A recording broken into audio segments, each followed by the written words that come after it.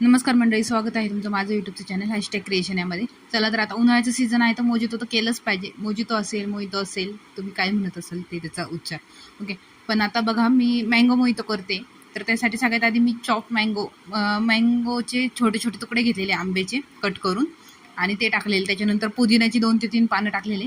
त्याच्यानंतर त्याला चांगलं असं ठेचून घेतले, क्रश करून घेतलेलं आहे. त्याच्यानंतर अर्धा चमचा एवढी साखर टाकलेली आहे आणि थोडासा चाट मसाला टाकलेला आहे किंवा मग काळं मीठ टाकलं तरी चालेल. त्यानंतर त्याला चांगलं परत एकदा क्रश करून घ्यायचं, ठेचून घ्यायचं आणि त्यानंतर आपण त्याच्यामध्ये जे आपल्या घरामध्ये स्प्राईट असतं किंवा मग सोडा असेल तर सोडा टाकू शकता.